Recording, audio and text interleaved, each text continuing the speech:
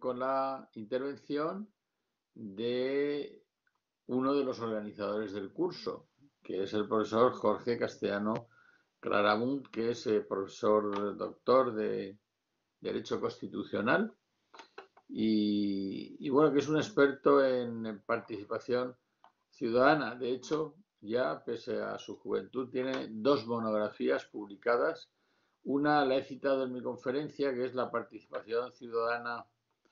en la era digital, un inevitable avance democrático, y la otra es la participación ciudadana y buen gobierno democrático. Bien, una está publicada por la editorial Tirant-lo Blanc, la otra está publicada por la editorial, por las Cortes Valencianas, y además fue objeto de un premio. O sea que la obra se publicó porque fue premiada. Su tesis doctoral fue sobre participación ciudadana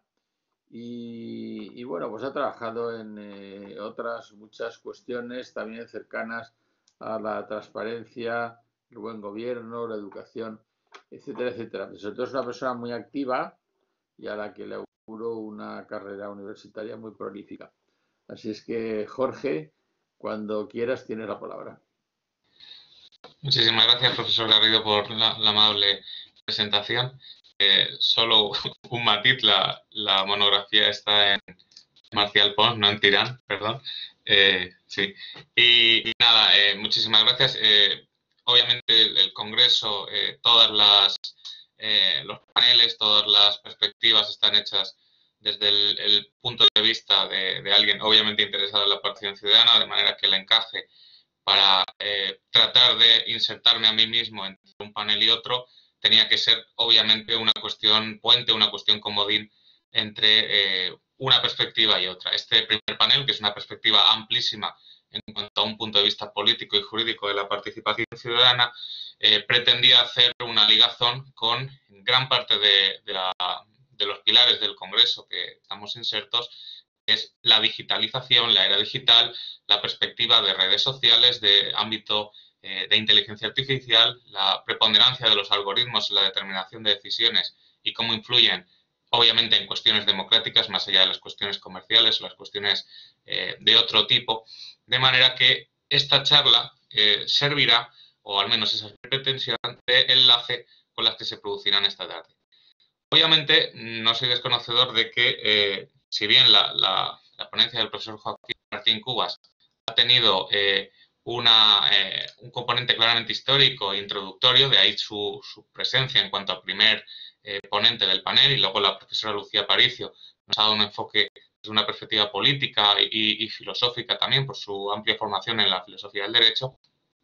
Tengo que partir de la base también de hacer una introducción más pedagógica respecto de lo que se entiende por participación, a qué nos estamos refiriendo cuando relacionamos participación y democracia, para posteriormente ya enlazar, obviamente, con una perspectiva jurídica, ampliamente jurídica, en tanto que se trata de un derecho fundamental, el derecho de participación política, y, en mi humilde opinión, fuente y matriz de la posibilidad de que se desarrollen los otros derechos aparejados. Sin democracia, sin la posibilidad de que los ciudadanos podamos expresar y elegir libremente nuestras opciones políticas, difícilmente podrían desarrollarse derechos fundamentales como la libertad de prensa, la libertad de educación, el derecho a la educación, diferentes derechos de reunión, de manifestación, obviamente, son derivados, al menos desde mi punto de vista, del fundamento matriz de toda democracia, que es la participación de los ciudadanos en la propia elección, o bien de sus representantes o incluso la posibilidad de participar directamente en determinadas decisiones. Que ahí es lo que vemos también, ya conceptos que ha introducido muchísimo mejor de lo que quería yo el profesor Garrido en cuanto a las cuestiones de la democracia representativa y todas las manifestaciones ya en periodos históricos previos hasta llegar a la situación actual. Lo que tenemos que entender, o al menos yo introduzco el concepto sobre el que yo baso mi investigación, o al menos que es el que yo pretendo fomentar, es que tratamos de un derecho de una acción, la participación política en sentido amplio, es decir, no se trata de un derecho, no se puede restringir ese derecho como concepto general, los derechos fundamentales no pueden interpretarse de un modo restringido, sino amplio, y en concreto el derecho de participación política, la participación de los ciudadanos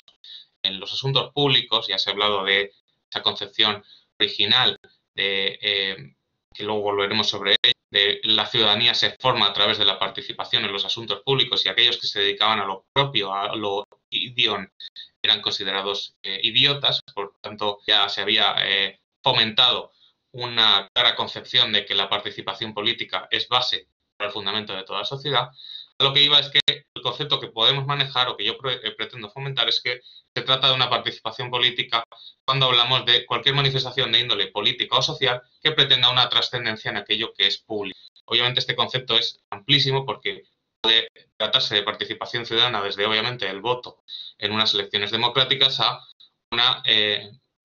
forma no convencional de participación, en tanto a que determinadas protestas o manifestaciones siempre dentro del punto de vista de respeto al derecho de la democracia, obviamente. Todo lo que se inserte dentro de las posibilidades del derecho, si pretende una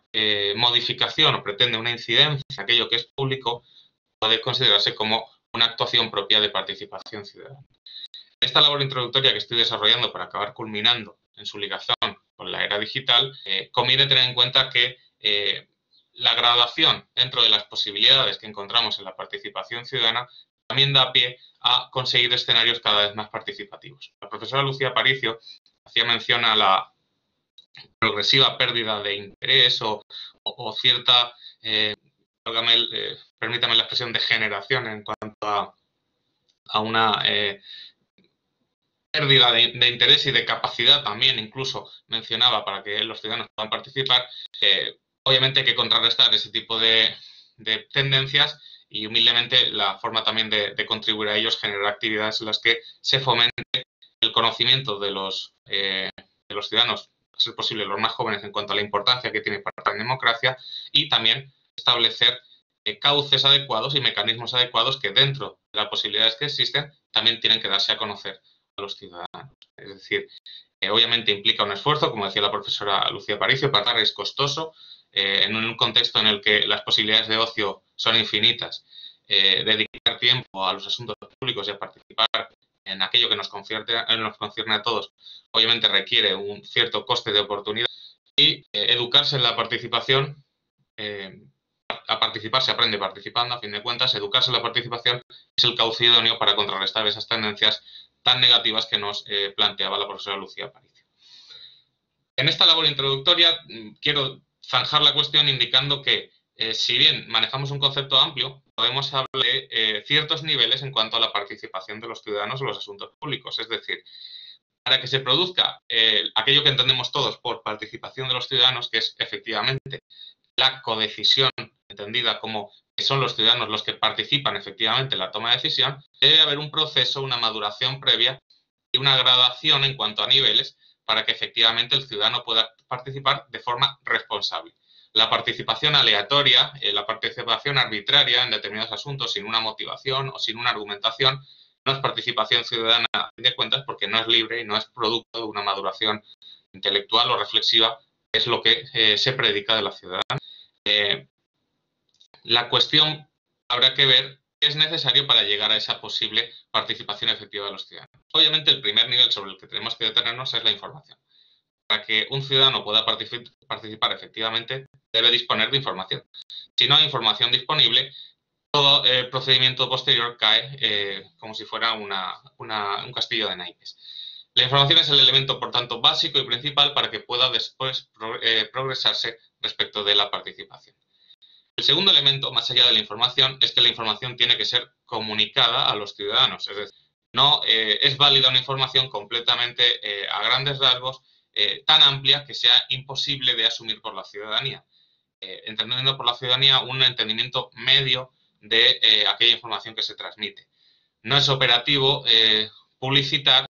una determinada información pública en 900 páginas en un texto, en un PDF subido en una aplicación escondida de la página web del ayuntamiento. La información pública, pero es difícil de acceder y después no es digerible. Es decir, la información para que realmente pueda procederse a un proceso participativo tiene que ser una información entendible, una información digerible por la ciudadanía y a la vez comunicada por un canal al que realmente tenga acceso.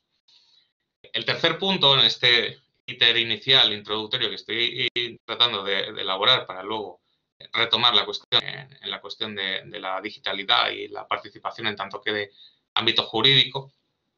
es obviamente la consulta. Es decir, al ciudadano la información se le tiene que proporcionar de una manera entendible, tiene que ser comunicada de manera que pueda tener acceso real a ella y se le debe, en cierta medida, consultar acerca de ella. No es simplemente una notificación de aquello que se va a realizar, sino que el ciudadano, en tanto que tal, tiene que participar en los asuntos públicos y al participar en los asuntos públicos habrá que conocer cuál es su parecer o al menos consultarle sobre aquello que opina sobre la información ya previamente dirigida. El siguiente paso no implica una respuesta automática, porque hasta aquí podríamos estar achacando cierta desdén de la Administración a la hora de proporcionar la información que se generen espacios participativos para la ciudadanía. Pero hay un contrapunto que es el poder, el gobierno, el Estado en general, tiene que ceder parte de su poder para que efectivamente la ciudadanía pueda participar, pero a su vez la ciudadanía tiene que, esa palabra que se ha utilizado también en este contexto en bastantes ocasiones, tiene que empoderarse. No es una palabra que utilizo habitualmente, pero bueno, recoge un poco el concepto en cuanto a que ese empoderamiento implica que con esa información digerida, estudiada y comunicada a los ciudadanos, el ciudadano tiene que deliberar sobre ella. El proceso de deliberación es un procedimiento clave para manifestar la plasmación de esos mecanismos participativos y la posibilidad de que efectivamente se participe en democracia. La deliberación, por tanto, deviene en la pieza clave en la responsabilidad en cuanto a participación responsable de los ciudadanos en los asuntos públicos.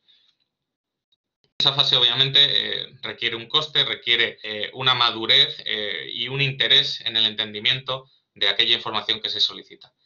Así, ese cuarto paso, una vez superado, una vez deliberado, hecho público o compartida esa decisión, entendiendo aquello que podemos aportar y también escuchar al otro, el diálogo que tiene que producirse en todo contexto democrático,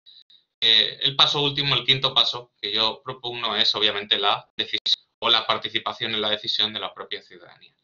De manera que, siguiendo esos niveles, así entendemos esa relación directa que da título, además, a este congreso. Ya en la presentación he dicho que es la sexta edición, que desde 2015 llevo planteando, es la imbricación óptima en cuanto a que los procesos de participación ciudadana en su encaje democrático posibilitan realmente un avance en todo contexto social y político en el que nos desarrollamos los humanos. De ahí que hable también del inevitable avance democrático en el título de mi intervención. Dicho lo cual, también soy consciente de que nos encontramos en un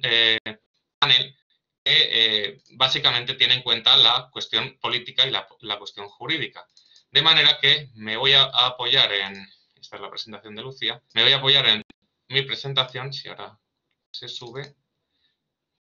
No me deja. Lucía, ¿podrías dejar de compartirla? Creo que la estás compartiendo tú. No, no la tengo compartida. Pues voy a intentarlo otra vez. No sé por qué no me... Espérate. ¿Cuál es el...? Subir. No, si está subida, lo que quiero es... A ver, voy a...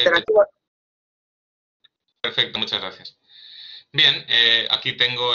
disculpen el problema técnico, ya creo que está. En la participación ciudadana en la era digital, un inevitable avance democrático. Bien, tenemos que partir de la base también de un planteamiento jurídico y es de dónde surge este derecho de participación que luego acabaremos viendo su plasmación constitucional.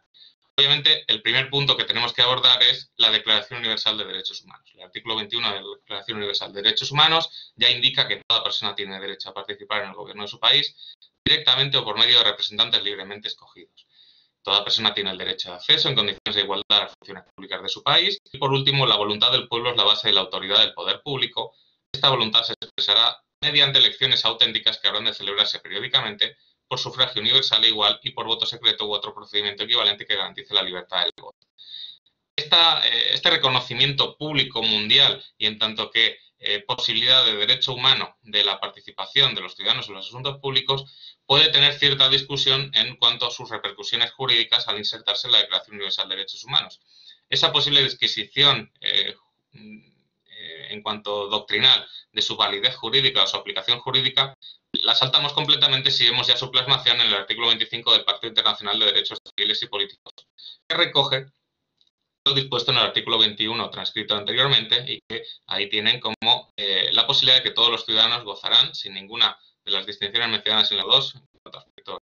de discriminación posible, y sin restricciones indebidas de los siguientes derechos y oportunidades. Entonces, recoge la participación en la dirección de los asuntos públicos, directamente o por medio de representantes libremente elegidos, votar y ser elegidos en elecciones periódicas, auténticas, realizadas por sufragio universal igual y por voto secreto que garantice la libre expresión de la voluntad de los electores, y por último, tener acceso en condiciones generales de igualdad a las funciones públicas de su país. Aquí se recoge ya lo manifestado en la Declaración Universal de Derechos Humanos y el Pacto Internacional de Derechos Civiles y Políticos data del año 66, se proyecta en 1976 a su aplicación, y ya llegamos a 1978 con la Constitución Española y su reconocimiento constitucional en el capítulo concreto en el que se regulan los derechos fundamentales. Así, por tanto, la participación ciudadana, la participación política, se regula en el artículo 23 al decir que los ciudadanos tienen el derecho a participar en los asuntos públicos directamente o por medio de representantes libremente elegidos en elecciones periódicas por sufragio universal. También recoge la posibilidad de acceder a condiciones de igualdad a las funciones y cargos públicos con los requisitos que señalen la ley. Dicha esta mención, esta introducción eminentemente jurídica para dar cabida a la presentación en el panel primero de ámbito político y jurídico, tenemos que partir también de esa concepción política previa que hablaba ya alguno de los profesores que me precedieron en cuanto a esa libertad de los modernos comparada con la de los antiguos. La libertad de los modernos en la consideración, esta manifestación, esta diferencia que establece Benjamin Constant, en cuanto a que diferencia que la libertad de los modernos implica el disfrute del tiempo para el ocio, para el tiempo libre, mientras que la libertad de los antiguos consistía precisamente en lo contrario, el disfrute del tiempo en cuanto a las posibilidades de participar en los asuntos públicos. Pues bien, ¿cuál es su relación con la era digital? Obviamente, la relación con la era digital es que las oportunidades que proceden de las nuevas tecnologías en este escenario lo que permiten es entender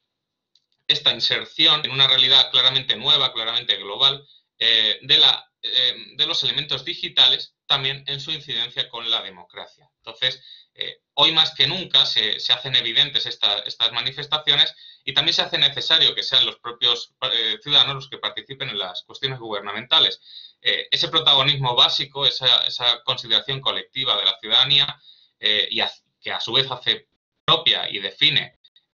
la etimología de la propia palabra democracia, debe ir de la mano de este cambio de paradigma que implica la era digital. Es decir, este nuevo marco político, esta utilización ya no tanto de redes sociales, que también se hablará esta tarde de ello, sino incluso las posibilidades que brindan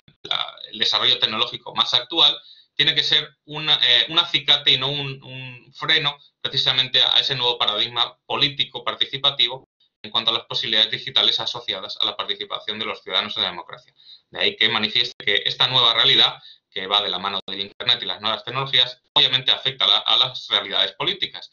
En cualquier caso, y como ya mencionábamos antes, solo la mera tecnología no va a suponer un avance en ningún aspecto político, sino hay también una implicación activa de la ciudadanía. De manera que estas posibilidades que brindan las nuevas tecnologías son obvias, permiten una mayor interacción, información conjunta y comunicación entre los propios ciudadanos, implica también de suyo que tenga que haber un esfuerzo colectivo participativo de los ciudadanos. Así que se pueden multiplicar los efectos si son los ciudadanos los que dan un paso adelante y toman esta posibilidad de avanzar en la era digital también en aspectos no solamente del ocio o de las posibilidades tecnológicas en otro tipo de sectores, sino también, obviamente, en el campo político. Esta posibilidad de fomentar una mayor información a una mayor velocidad y esa superación de filtros o barreras tradicionales, obviamente puede implicar o implica de suyo un acercamiento de las instituciones a la población. La utilización de estos instrumentos telemáticos, la posibilidad de desarrollar procesos en base a las nuevas tecnologías, es obviamente también un punto de inflexión en cuanto a las posibilidades de mejorar la capacidad participativa de las sociedades. Así, podemos concluir que las TIC realmente pueden mejorar el funcionamiento de los mecanismos de participación presenciales de los ya existentes. No supone una tabula rasa y crear de nuevo nada, sino que supone potenciar aquello que ya existe, también dando la posibilidad de nuevas apariciones de elementos o mecanismos participativos. Entonces, aquello que implica las nuevas tecnologías o la era digital es acercar la política a los nuevos tiempos, es decir, mantener esa doble dimensión entre lo social y lo político, que son tradicionalmente distantes, y acercarlos mediante las propias características que conlleva la red y esa sociedad reticular de la que ya hablaba el profesor Joaquín Martín. ¿Cuáles son los ámbitos en los que puede desarrollarse? Pues obviamente una mayor proximidad entre la administración y los administrados, obviamente. También en esos procesos deliberativos que tomábamos antes como paso fundamental para que la participación efectivamente se materialice en cuanto a poder propiciar esas tomas de decisiones, y también esa bidireccionalidad en tanto que los ciudadanos también sean una fuente y un canal de participación y un elemento dinámico dentro de los escenarios democráticos para definir y ayudar en la agenda pública. Aquí se ve esa clara diferenciación entre estos ámbitos en cuanto a lo que puede entenderse por el e-gobierno y lo que puede entenderse por la e-democracia. El e-gobierno estará obviamente más focalizado a la cuestión administrativa y su relación con los administrados, y las manifestaciones tecnológicas en cuanto al progreso democrático tendrán que ver con la democracia. Hasta aquí estamos subrayando elementos obviamente positivos y las posibilidades que tiene, pero no pretendo manifestar una oda sin ningún tipo de argumento en contra a favor de las nuevas tecnologías sin más. Al contrario, habrá que tener cierto cuidado, es que la entrega incondicional a estos postulados no implicará de suyo un progreso democrático. Es decir, estos mecanismos, que son más que nada mecanismos, instrumentos, pueden potenciar la participación, es decir, pueden mejorar aquello que ya existe, pero no de forma dispersa y simplemente por una agregación sin sentido de mayor tecnología. No debe entenderse esta nueva tecnología como un mero aderezo, sino que tiene que establecerse con una planificación y con una integración clara de la participación de los ciudadanos en los asuntos públicos. Si no se integra a los ciudadanos en estos nuevos mecanismos, simplemente se tratará de un mero lacito superficial que adorna algo que no tiene mayor incidencia. Por eso hago aquí esta crítica en cuanto a que no tiene sentido que en una página web de un ayuntamiento, por ejemplo, se cuente con los avances tecnológicos y la mayor operatividad posible, pero se sature de información sin más, si no hay una política de participación que realmente permita un desarrollo y una utilidad y una transmisión de esa información de manera útil a la ciudadanía para que efectivamente pueda participar. Aumentar grandes cantidades de posibilidades de subir información en la nube o generar espacios cada vez más amplios para subir información no implicará de suyo una mejora democrática si realmente no es utilizable y no es útil para la ciudadanía. Cuando hablamos de democracia digital, para no alargarme excesivamente también en las cuestiones negativas, ¿qué entendemos por democracia digital cuando estamos hablando de esta situación? Entendemos el resultado de esa integración consciente de Internet y las TIC, las tecnologías de la información y la comunicación, en los procesos democráticos y por extensión, obviamente también en todo proceso de debate y acción política, que era la definición de la que partíamos para hablar de participación ciudadana. Entonces, la democracia digital se trataría de un sistema político en el que el uso de las TIC realmente sí que garantiza los valores democráticos y promueve la participación ciudadana con igualdad de oportunidades entre todos o para todos. Aquí hay que tener en cuenta elementos como la brecha digital, tener en cuenta posibilidades de agravar desigualdades ya existentes entre la ciudadanía, de manera que si realmente se quiere fomentar un avance democrático, habrá que tener en cuenta que las TIC realmente fomenten una igualdad entre la ciudadanía. Así, ¿qué posibilidades brindan las TIC? Pues obviamente superar los límites del tiempo, del espacio, las condiciones físicas, incluso las condiciones personales de ciertas reticencias a poder participar en escenarios públicos, bien sea por timidez, bien sea por cuestiones físicas o cuestiones psicológicas. Las TIC pueden ser en ese caso una utilidad útil, valga la redundancia, para sustituir los elementos presenciales y así superar ciertas barreras naturales o tradicionales para la participación. También, obviamente, observamos problemas y es lo que ya decíamos antes, que es el acto de transformar desde el punto de vista de los ciudadanos y también desde el punto de vista de las instituciones ese avance democrático en un avance democrático digital. Como en toda la disertación que estoy desarrollando, tiene que haber un empuje tanto desde el punto de vista institucional como desde el punto de vista ciudadano para que efectivamente la participación ciudadana se materialice en una era digital y conlleve de suyo un avance democrático, que es lo que ansiamos todos. Entonces, lo que les decía, también puede provocar exclusión esta utilización de la democracia digital en cuanto a que esa barrera puede incrementar, aquí ya me había adelantado antes, problemas de marginación o separación entre sujetos. Puede agravar esa brecha entre ciudadanos el hecho de que la brecha digital pueda diferenciar entre ciudadanos con mayor capacidad económica de otros que tienen menor capacidad y, por tanto, menor posibilidad de acceso a elementos tecnológicos. Y también otro de los problemas es la brecha que puede aparejarse a las generaciones en cuanto a las edades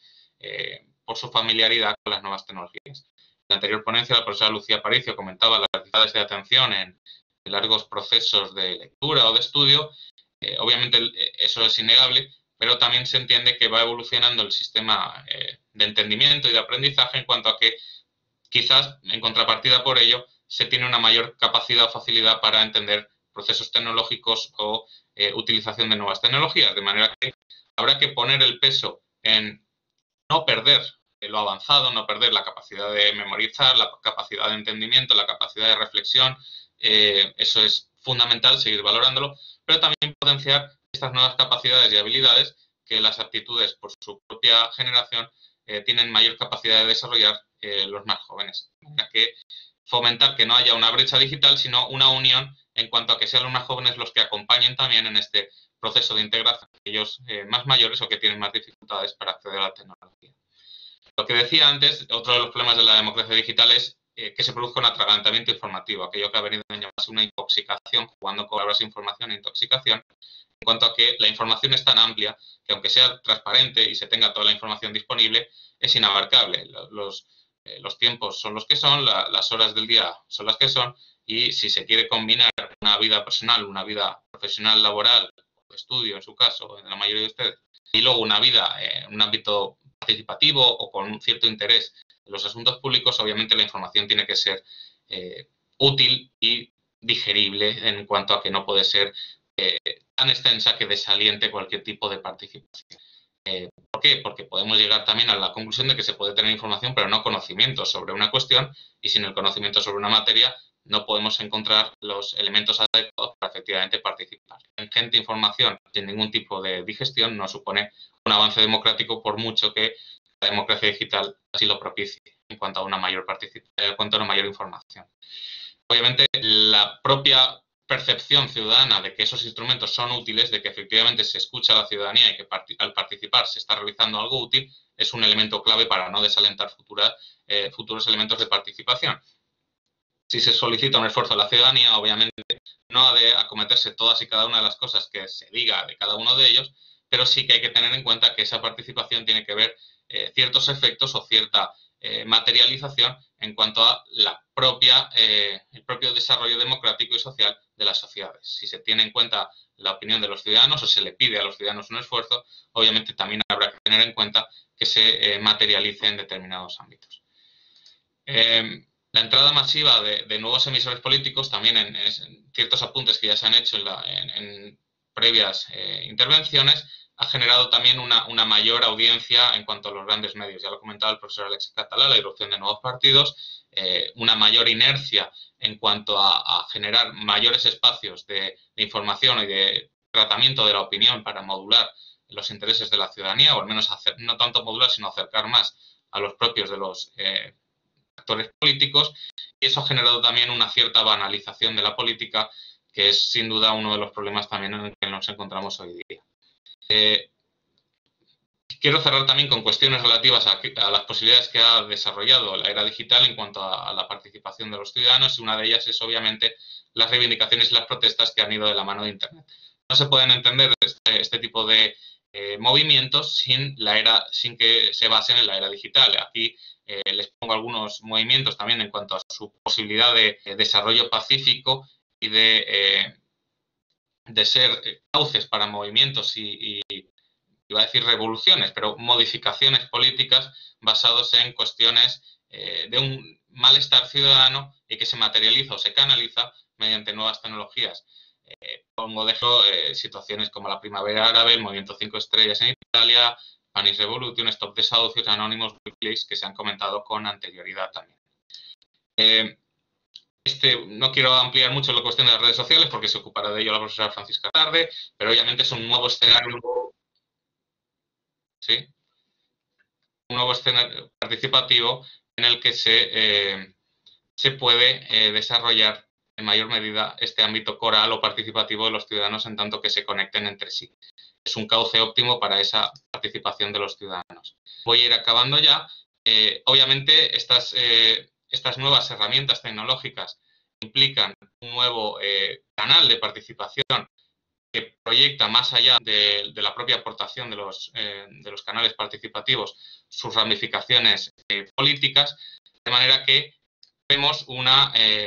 inserción de esta digitalidad también como un entendimiento de un progreso democrático, ya, como les he dicho antes, con un planteamiento y con una integración gradual de los ciudadanos, bien en el presente, pero obviamente también con una proyección clara en cuanto al futuro y su desarrollo, para que efectivamente esa introducción de nuevas tecnologías propicie un avance democrático real. Así, también tiene que tenerse en cuenta que se ha producido un avance considerable de el propio desarrollo de la administración pública en cuanto a que muchos ayuntamientos han creado, por ejemplo, aplicaciones para móviles para comunicarse con los ciudadanos y así tener una relación más directa. Este era un último apunte que quería presentar para que este tipo de posibilidades efectivamente sí que permiten un avance democrático o que sí que han posibilitado nuevas herramientas o nuevos canales o instrumentos para efectivamente desarrollar una mayor participación ciudadana.